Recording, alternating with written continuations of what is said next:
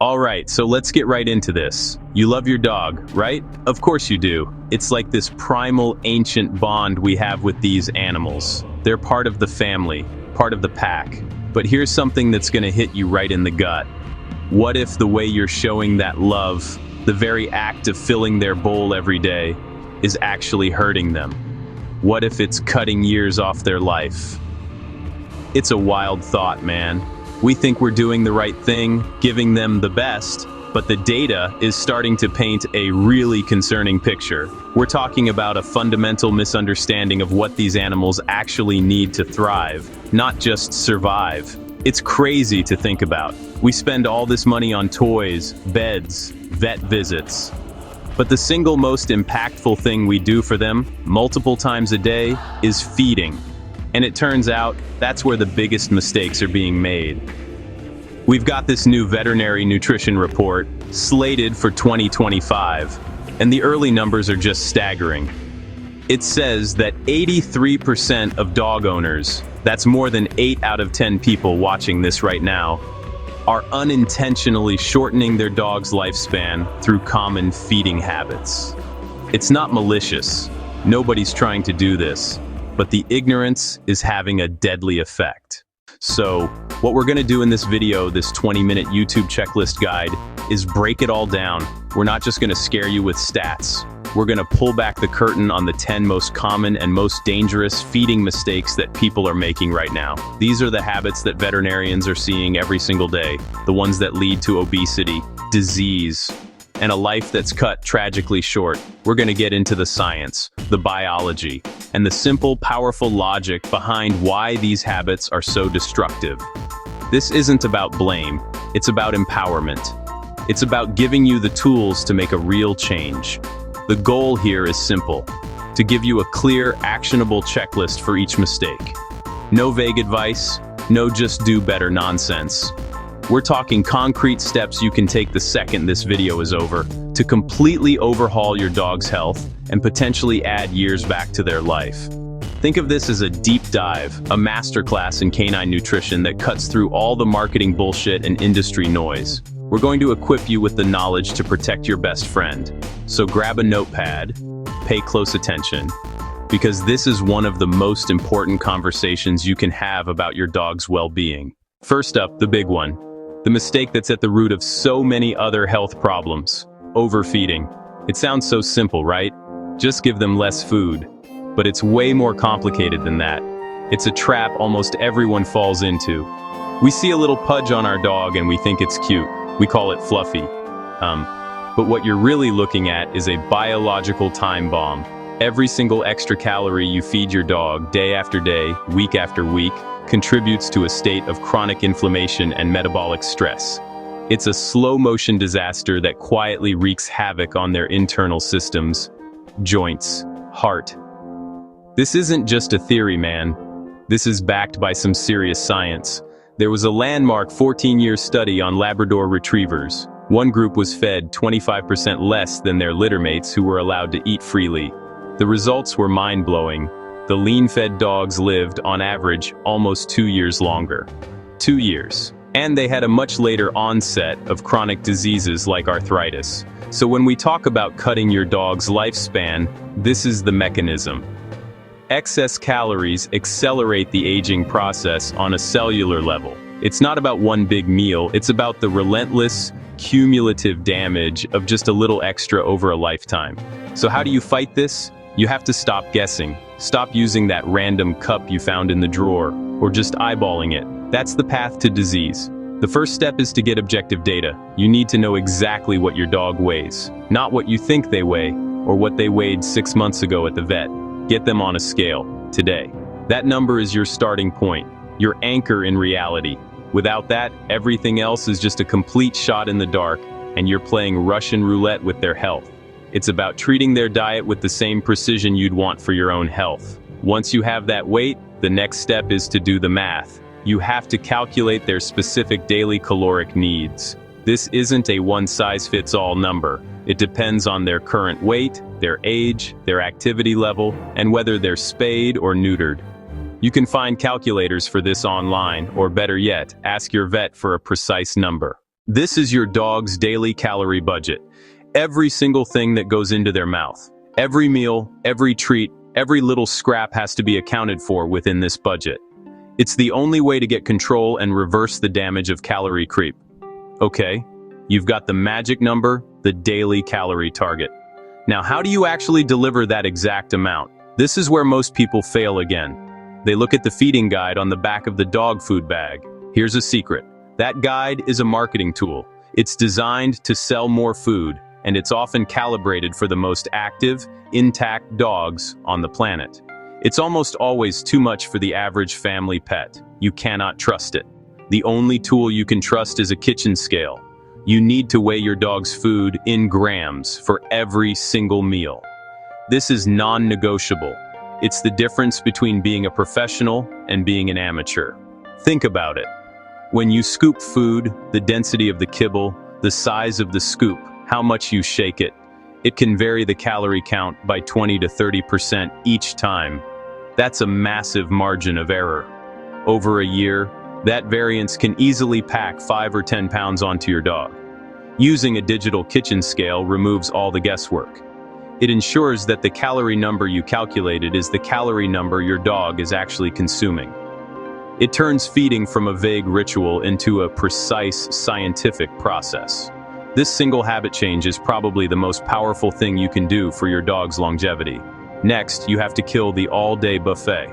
That single massive bowl of food you put down in the morning, it's a terrible idea for their metabolism. A dog's digestive system, just like ours, is designed to process food and then rest. Constant grazing keeps their insulin levels elevated and their system in a constant state of processing, which can lead to metabolic dysfunction and insulin resistance over time. The solution is to split their total daily calories, which you are now weighing precisely, into 2 or 3 set meals, a breakfast and a dinner. This creates a predictable rhythm for their body. This structured approach does more than just help with weight management. It allows you to monitor their appetite, which is a key indicator of health. If your dog suddenly isn't interested in their breakfast, that's a huge red flag that something might be wrong.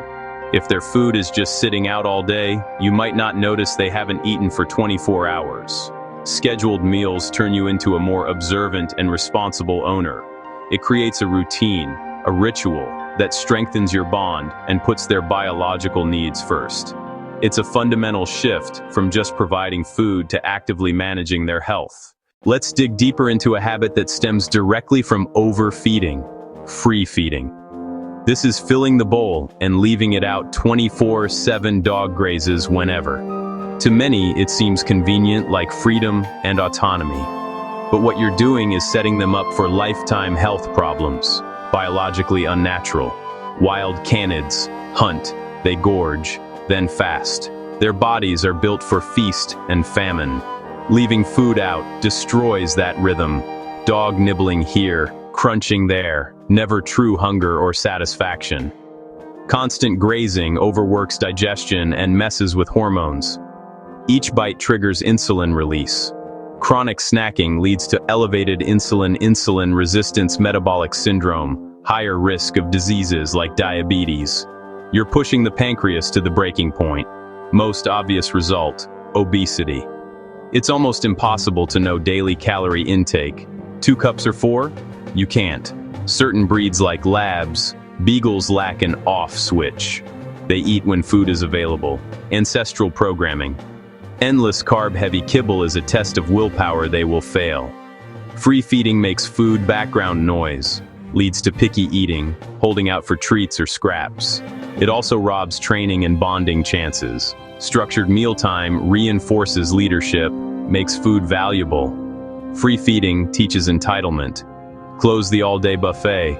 Switch to a scheduled meal plan. It will feel weird, but stick with it.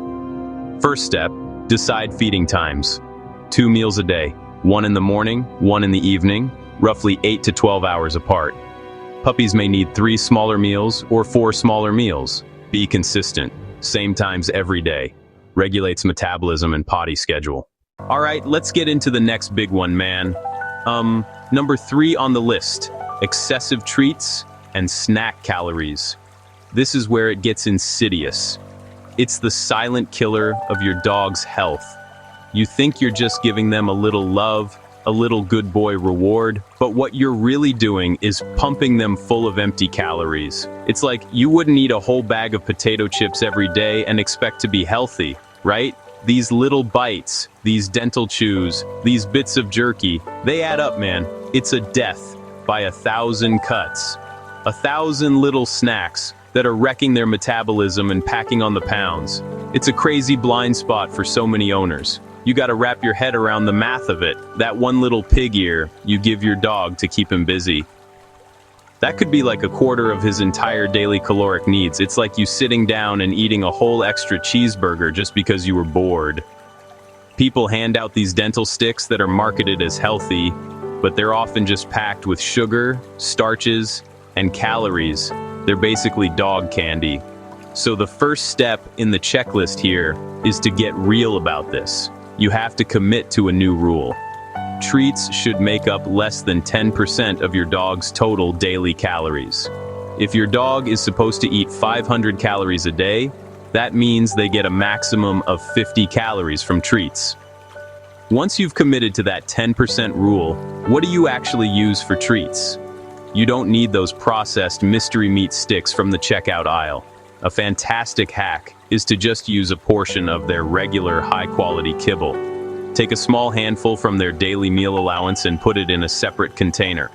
Use that for training rewards throughout the day. Your dog doesn't know the difference.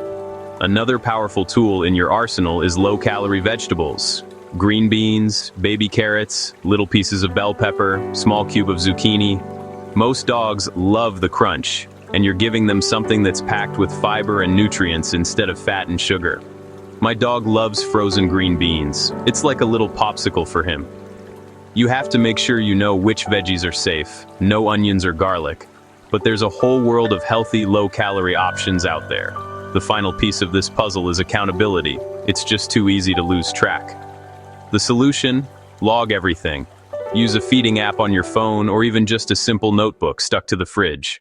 Okay, let's move on to number 4. And this is a big one, man. This is a habit that's deeply ingrained in our culture, feeding your dog table scraps and human food. People think it's a harmless little treat, a way to share the love. But it's one of the most dangerous things you can do. First, let's talk about their digestive system.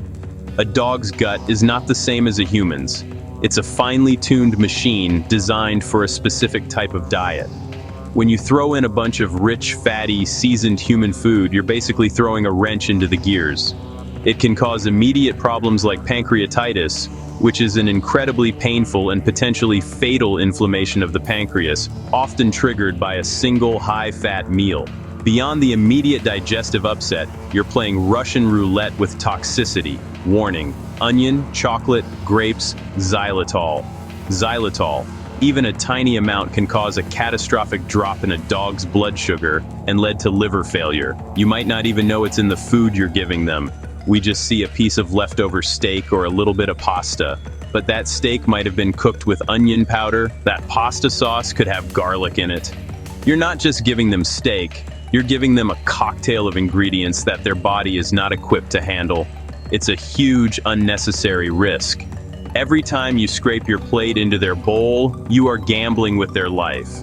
It sounds dramatic, but it's the stone-cold truth. Veterinarians see the tragic consequences of this every single day. It's a completely avoidable tragedy that stems from a simple lack of knowledge and a misguided sense of kindness. So the first, most important step in the checklist is simple, but it's hard for a lot of people. You have to stop. Just stop. Make a hard and fast rule in your household. The dog does not get food from the table or leftovers from your plate. Period. No exceptions. It's not about being a tyrant, it's about being a responsible guardian. You are protecting your dog from acute pancreatitis, from toxic poisoning, from the long-term damage of a diet that's not formulated for them. This has to be a non-negotiable family rule. It's the only way to eliminate the risk completely. You have to draw a clear line between human food and dog food, and that line is your dinner plate. Now, once you make that rule, you're gonna face the real challenge, the begging. Your dog has been trained, maybe for years, that sitting by the table and staring at you with those sad eyes works. It's a learned behavior that you reinforced. So, how do you break it? First, you need to know what's safe and what's not. For those rare occasions, you might want to give a planned, healthy, human food treat, not from the table. The second checklist item is to create a definitive list of safe human foods and post it on your fridge. Plain cooked chicken, plain pumpkin puree, carrots, green beans. This way, if you want to give a treat, it's an intentional choice, not a reactive scrap. But the key is that these safe foods are given as a planned treat, in their bowl, away from the dinner table, and counted towards their 10% treat allowance. This is where you have to use some psychology, some animal training. The third checklist item is to use distraction and reward techniques to break the habit. Give your dog something better to do than stare at you. One of the best strategies is to feed your dog their own meal in their own bowl in a different room at the same time you're eating dinner. If feeding them at the same time isn't an option, use a high-value distraction. A Kong stuffed and frozen. It takes consistency, man. You can't give in, not even once. Alright, number 5. This is something people do all the time, thinking they're giving their dog variety or trying to find that perfect food. It's frequent food switching without a proper transition. This is a massive shock to your dog's system. Think about it. Their entire digestive tract, the stomach, the intestines, the microbiome of bacteria in their gut. It's all adapted to process one specific formulation of food. Every brand has a different balance of protein, fat, fiber, and specific ingredients. When you suddenly swap it out, their body has no time to adjust. The enzymes might not be there. The gut bacteria get thrown into chaos. The result? Vomiting, diarrhea, gas. People then blame the new food. Often the problem is the sudden, jarring switch. It can disrupt their healthy gut flora for weeks. Constantly swapping foods can lead to longer-term nutritional imbalances, especially jumping between types. So, the golden rule of changing dog food: you must transition over a period of 7 to 10 days. This is non-negotiable. The process is simple. Start by mixing a small amount of the new food in with the old. Day 1, 90% old, 10% new. Day 10, 100% new food. This slow introduction lets the gut produce the right enzymes and lets the microbiome shift. Step 2. Monitor your dog closely during and after the switch. Note stool consistency, energy, appetite, and any skin issues. If things worsen, slow the transition and hold the current ratio a few extra days. If problems persist, consult your vet. A vet can guide a proper elimination diet or prescribe special food. Alright, let's get into number 6 on the list. This one is a big one. It's about ignoring your dog's life stage and weight changes. People get a puppy, feed puppy food, then keep feeding the same thing for years. It's like thinking a teenager needs the same calories as a 30-year-old office worker, or that a senior citizen should be eating like a professional athlete. Your dog's body is a dynamic system. It's constantly changing. Nutritional requirements for growth, then for maintenance, and for old age are completely different. They need high-quality protein, they need fats for brain development, like DHA, they need a very specific balance of calcium and phosphorus. Mess that up, and you can set them up for lifelong orthopedic problems. Then they hit adulthood. If you keep feeding high-octane puppy fuel, it gets stored as fat. You're pouring gasoline into a car that's just idling. Senior. Metabolism slows, risk of muscle loss, still need quality protein. Adjust phosphorus for kidneys, consider glucosamine chondroitin for joints. Switch at the right time. Most dogs puppy adult around 1 year, giant breeds 18-24 months, senior around year 7 or 8, breed dependent. You have to be an active participant. Don't set it and forget it. Reevaluate portion sizes regularly, check every 3 months, or anytime their weight changes by more than 10%, up or down. Did your dog just have surgery and is on crate rest? Cut those calories. Started running daily for a 5K with your dog? Bump up the calories. Learn BCS. Feel ribs easily without a thick fat layer. Don't see ribs sticking out. visible waist from above, belly tuck from side. This hands-on check is more important than the number on the scale. It's a real-time diagnostic tool you can use every single week. If they're getting a little chunky, adjust down. You're extending their health span by keeping them lean. Okay, number 7. This one drives me crazy. It's all about misreading food labels and falling for marketing garbage. On a regulatory level, almost nothing. They are pure marketing. It's designed to appeal to your emotions, not your logic.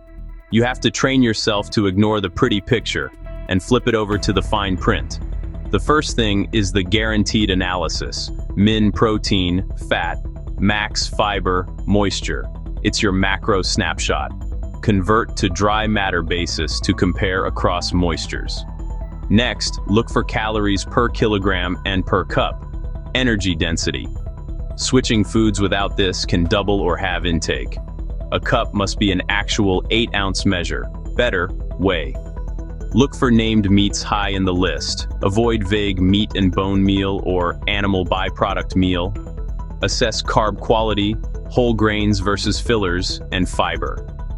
Find the AFCO statement for life stage. Trials are best.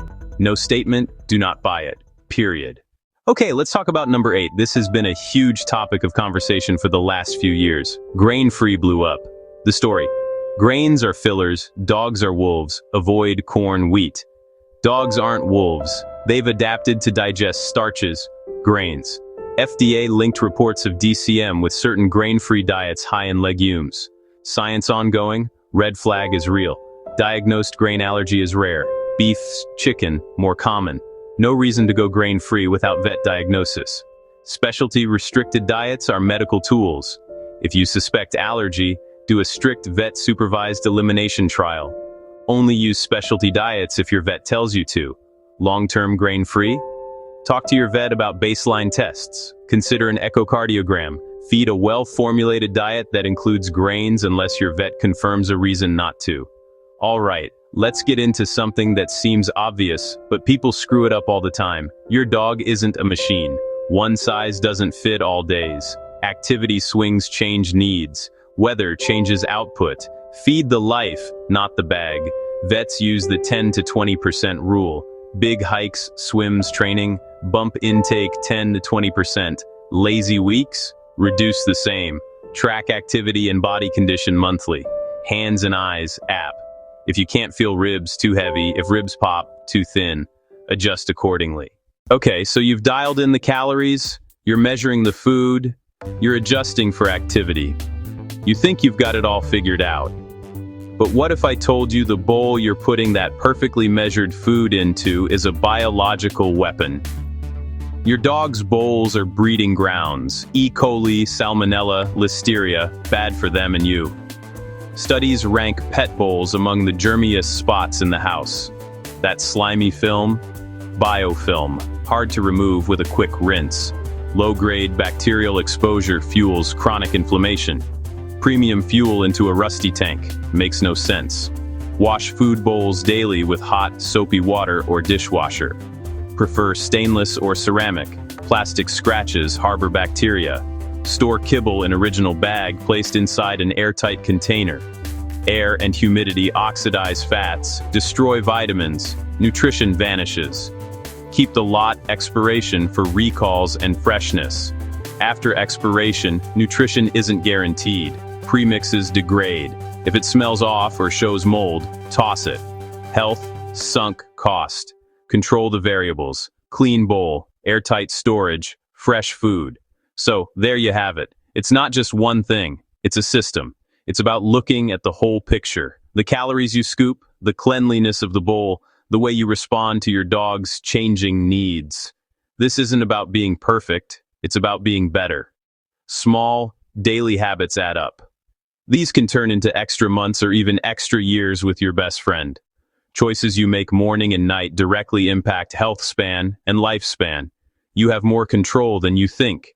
You can fight back against the statistics. Start tomorrow morning. Weigh their food, check their body condition, wash that damn bowl. You are your dog's #1 health advocate. Their well-being is literally in your hands. Make the commitment to get this right. Follow this checklist. Talk to your vet. and give your dog the extra years they deserve. Please support this channel by smashing the like and subscribe buttons.